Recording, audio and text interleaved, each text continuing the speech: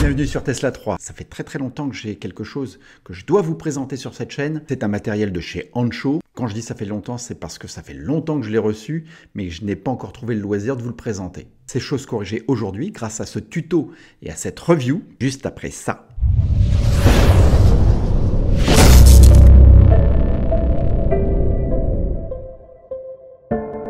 Bien entendu, cette vidéo est chapitrée, c'est-à-dire que si vous êtes juste intéressé par le tuto et pas par la review par exemple, ou inversement, vous pourrez sélectionner dans la description les chapitres qui vous intéressent. Sans plus attendre, on passe à l'unboxing, puis au tuto, puis à la review. Alors la boîte n'est pas très grande. Elle contient donc une notice qu'on va mettre de côté comme d'habitude, puisque sinon je ne ferai pas cette vidéo. Et puis elle n'est pas très bien faite là encore. Vous avez donc l'écran qui est emballé, un faisceau. On détaille le faisceau, donc c'est ce faisceau-là qui va se brancher directement sur le CAN bus à l'arrière. Vous avez ce connecteur-là qui va aller se brancher sur l'écran en question. Et puis, vous avez tout de suite le reste du faisceau qui va aller se brancher directement sur le siège passager. Pourquoi le siège passager? Vous comprendrez tout à l'heure parce qu'il y a une fonctionnalité, hein, ceux qui le savent déjà, il y a une fonctionnalité spéciale. Donc on commence la première chose par le menu sécurité et on va couper l'alimentation. Alors je sais que pour débrancher le CAN bus, certains ne coupent pas l'alimentation comme moi, je l'ai déjà fait. Mais voilà, ça là c'est pour limiter les risques. Ensuite on va démonter l'accessoire d'origine qui contient les ports USB. Donc vous tirez simplement, hein, ça vient relativement facilement. C'est tenu par un connecteur qu'on débranche tout de suite, c'est le connecteur des ports USB. Alors vous voyez que moi il est déjà attaché à quelque chose, hein, c'est parce que j'ai les masseurs, les sièges massants si vous voulez. Voilà, donc vous récupérez ce petit boîtier on va dire, et à partir de là on va démonter ce boîtier pour récupérer justement les ports USB. Donc il y a deux vis en Torx à enlever. Vous avez des petites ailettes qui s'engagent, qui clipsent l'ensemble en fait, donc vous les écartez légèrement. Et puis délicatement, vous voyez, il y a les ports USB, il faut faire un léger mouvement vers le haut. C'est pas des plus simples, mais vous le faites délicatement de chaque côté. Et le boîtier devrait finir par venir.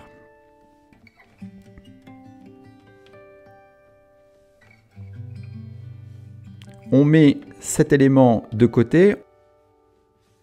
On le replacera tout à l'heure sur l'élément fourni par Ancho. Et là, on va débrancher les connecteurs USB de l'élément d'origine. Ce sont deux vis Torx là aussi. Bon, j'ai utilisé un tournevis plat parce que je n'avais pas la dimension du Torx. Ça fonctionne aussi hein, parce qu'il n'y a pas tellement de force. On débranche en coulissant et on le replace en coulissant aussi. Faites attention, faites pas comme moi. Vous voyez, il y a un petit rail. Hein, il ne faut pas être au-dessus. Il faut vraiment le glisser pour qu'il s'engage parfaitement en face des orifices. On va remettre les deux petites vis qu'on vient d'enlever directement. Et là, on peut remettre l'élément premier qu'on a démonté. Alors, vous voyez ici, il y a une petite ailette qui va nous empêcher. Vous voyez, si je laisse la petite ailette, ça va m'empêcher en fait de visser l'ensemble sur le nouveau cadran. Donc, il faut la casser, il faut la couper. J'aime pas trop faire ça, j'aime pas enlever l'intégrité du véhicule, c'est la première fois, l'une des premières fois que je le fais, hein, je crois si c'est pas la première. N'hésitez pas à... Alors vous voyez là je le replace, mais n'hésitez pas à le couper, franchement il faut vraiment le couper à ras parce que j'ai eu un petit souci, ça a frotté sur la nappe de l'écran et j'ai eu une nappe qui s'est débranchée, j'ai dû redémonter l'ensemble. Donc là c'est le mauvais exemple, il va falloir que vous le coupiez vraiment à ras. Hein. J'ai coupé au montage en fait ce petit souci que j'ai eu, mais je vous l'explique. Voilà.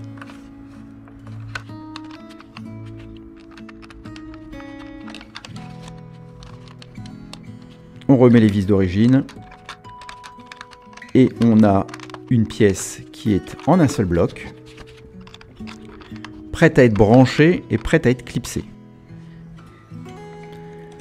Il ne faudra pas oublier aussi sur l'accessoire d'origine de débrancher, plutôt d'enlever les deux petites agrafes pour mettre sur l'élément ancho. Deux petites agrafes. Alors je trouve ça un petit peu mesquin qu'ils n'en aient pas joint dans le sac, dans le colis, parce que franchement, c'est pas ce qui doit coûter très très cher. Voilà, on recycle, on prend les deux agrafes et on le met sur la pièce fournie par Anjo. Voilà, on a une pièce prête à être clipsée. Alors pour ce faire, vous voyez ici, j'enlève à l'arrière, je l'enlève très facilement, mais j'ai triché parce que j'avais qu'une main. Donc on enlève cette partie-là, vous aurez besoin d'un démonte-accessoire. On enlève le canbus. Et ici, on va brancher en interface le cordon.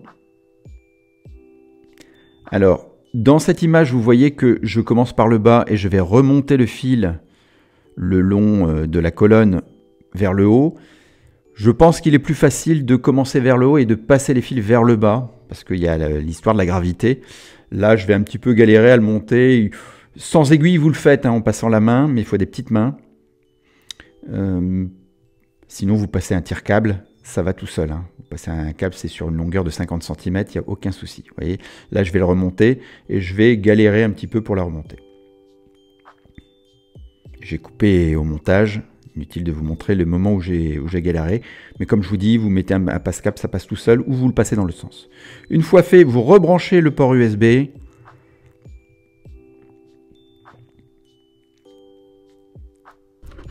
Vous branchez l'écran. Voilà. Et normalement, l'écran doit s'allumer. Et là, en l'occurrence, il ne s'allume pas. Puisque je vous l'ai dit, vous voyez, alors... Là, je vous montre, je vous indique que il y a un port USB, un port USB-C, qui indique que cet écran peut se mettre à jour. Donc, si sur une mise à jour future, on a un souci sur l'écran, Anjo sera capable de nous fournir le fichier qu'il faut. Je fais une petite coupure sur cette explication. Vous avez vu que l'écran ne s'allumait pas. Je vous ai expliqué tout à l'heure que, n'ayant pas bien coupé la petite languette, ça m'avait débranché une nappe. Je l'ai rebranché par la suite. Et vous, normalement, quand vous branchez la nappe USB et à l'écran, ça doit s'allumer. Il nous reste la troisième partie du cordon, la partie qui va sur les réglages du siège passager. Et on voit ça tout de suite. Alors vous voyez, il y a une vis ici Torx qu'il faut dévisser pour permettre l'accès à ce connecteur. Il y a ici en fiche la méthode pour le démonter quand j'ai monté mes sièges massants. Je vous indique quand même que ce branchement est optionnel. Vous n'avez pas besoin de le brancher pour faire fonctionner l'écran. Il y aura juste une fonctionnalité que vous n'aurez pas, celle de pouvoir avancer ou reculer le siège du passager avant. Alors ici, je vous montre quand même le branchement sur le câble en Y. Voilà, c'est de l'interfaçage. Moi, comme j'ai déjà les sièges massants, c'est facile, je l'avais à disposition juste à côté. Donc j'ai juste eu à tirer le câble sans démonter la petite vis dont je vous ai parlé tout à l'heure.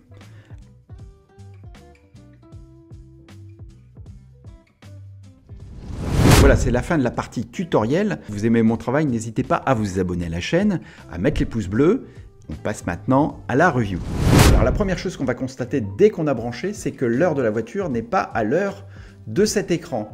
Donc nous allons devoir, vous voyez qu'ici il y a une différence, 14h45, 21h45.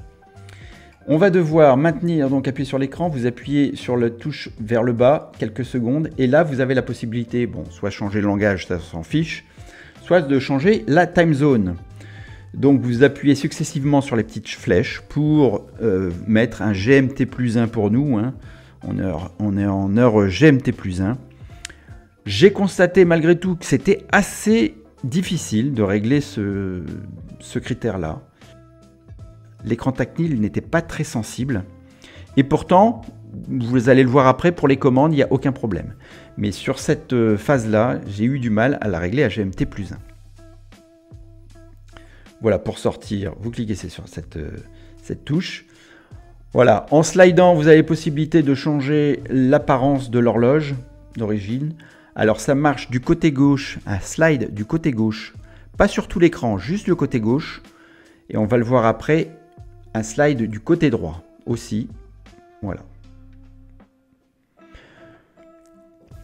Première fonctionnalité, on va parler de la température. Donc si vous augmentez la température ici, alors je vais comparer par rapport à l'écran pour vous montrer qu'il y a des petites imperfections.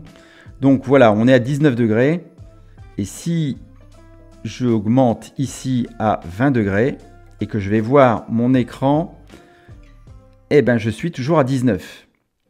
Donc l'écran, le grand écran ne reprend pas les manœuvres que l'on fait sur l'arrière. A l'inverse, si j'agis ici, vous voyez, sur l'écran de l'avant, ça va agir sur l'écran à l'arrière. Donc la mise à jour se fait sur l'arrière quand on agit sur l'écran avant, mais pas l'inverse. À côté, vous avez une touche pour éteindre l'écran si les enfants dorment la nuit.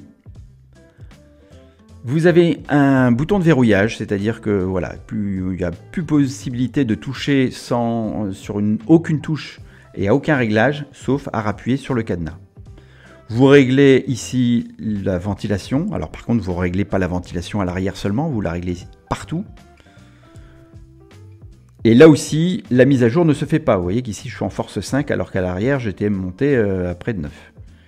Par contre, en baissant, force 4, ça met à jour à l'arrière. Toujours dans le même sens, la mise à jour fonctionne, mais pas dans l'autre sens. Vous avez les touches ici pour augmenter le volume général ou changer les pistes de votre musique. Le deuxième menu, c'est pour l'arrière, donc c'est le menu le plus intéressant pour les passagers arrière. Donc vous pouvez activer ou désactiver la ventilation arrière. Sélectionner le chauffage individuellement de chaque fauteuil. Et puis, si vous l'avez branché, la possibilité d'avancer, de reculer le siège passager avant ou l'inclinaison.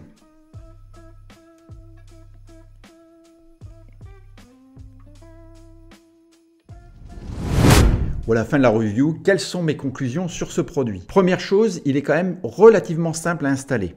Deuxième chose, il permet un réglage facile pour les passagers arrière sans déranger le conducteur ou le passager à l'avant. Concernant la qualité du produit, vous l'avez vu, pour certains réglages, il était assez difficile d'avoir une réponse immédiate. À l'usage, on n'a pas ces défauts qui apparaissent. Les filles sont désormais grandes, j'ai plus que mon chien à l'arrière de la voiture. En termes d'utilité, c'est quelque chose qui ne me servira plus beaucoup dans le futur, sauf si je fais encore des petits trajets avec mes filles, et en admettant qu'elles aient le besoin d'intervenir sur leur siège ou sur le siège passager avant.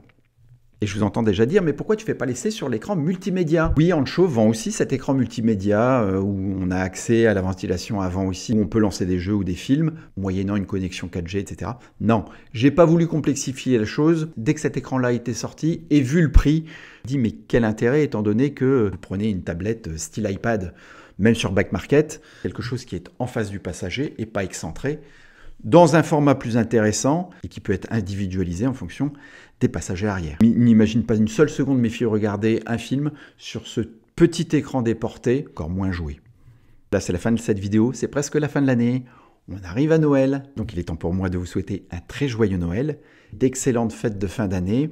Je ne sais pas s'il y aura une vidéo après Noël, mais en tout cas, il y en aura, j'espère, beaucoup en 2023. J'ai pas mal de choses personnelles à régler en à côté, c'est pour ça que la fréquence des vidéos a diminué ces temps-ci. Comme vos batteries, restez positifs. Ciao, ciao!